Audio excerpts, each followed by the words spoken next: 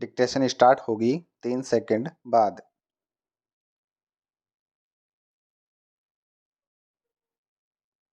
Start. सामाजिक विभाजन अधिकांशतः जन्म पर आधारित होता है। सामान्य तौर पर अपना समुदाय चुनना हमारे वश में नहीं होता।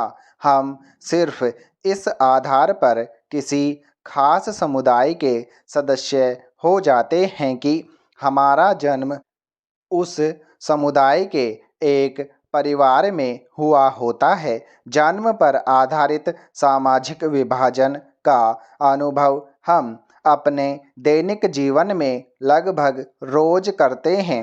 हम अपने आसपास देखते हैं कि चाहे कोई स्त्री हो या पुरुष, लंबा हो या छोटा, सबकी चमड़ी का रंग अलग अलग है। उनकी शारीरिक क्षमताएं या अक्षमताएं अलग अलग हैं। बहरहाल सभी किस्म के सामाजिक विभाजन सिर्फ जन्म पर आधारित नहीं होते।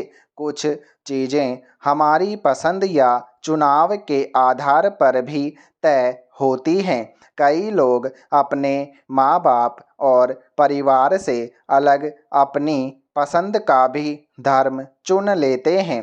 हम सभी लोग पढ़ाई के विषय, पेशे, खेल या सांस्कृतिक गतिविधियों का चुनाव अपनी पसंद से करते हैं। इन सब के आधार पर भी सामाजिक समूह बनते हैं और ये जन्म पर आधारित नहीं होते। हर सामाजिक विभिन्नता सामाजिक विभाजन का रूप नहीं लेती। सामाजिक विभिन्नताएं लोगों के बीच बंटवारे का एक बड़ा कारण होती जरूर हैं, लेकिन यही विभिन्नताएं कई बार अलग अलग तरह के लोगों के बीच पुल का काम भी करती हैं।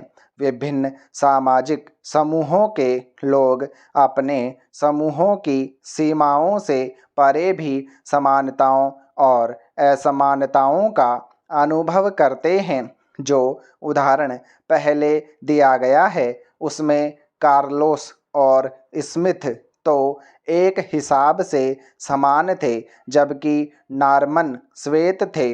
पर इन तीनों में एक समानता थी कि वे सभी नस्ल आधारित भेदभाव के खिलाफ थे। अक्सर यह देखा जाता है कि एक धर्म को मानने वाले लोग खुद को एक ही समुदाय का सदस्य नहीं मानते, क्योंकि उनकी जाति या उनका पंथ अलग होता है। यह भी संभव है कि अलग अलग धर्म के अनुयायी होकर भी एक जाति वाले लोग खुद को एक दूसरे के ज़्यादा करीब महसूस करें। एक ही परिवार के अमीर और गरीब ज़्यादा घनिष्ठ संबंध नहीं रख पाते, क्योंकि सभी अलग अलग तरीके से सोचने लगते हैं। इस प्रकार हम सभी की एक से ज़्यादा पहचान होती है। इसी तरह लोग एक से ज़्यादा सामाजिक समूहों का हिस्सा हो सकते हैं। दरअसल हर संदर्भ में हमारी पहचान एक अलग रूप धारण करती है। आम तौर पर गरीब और भूमिहीन हैं, उन्हें भी अक्सर भेदभाव और अन्याय का शिकार होना पड़ता है।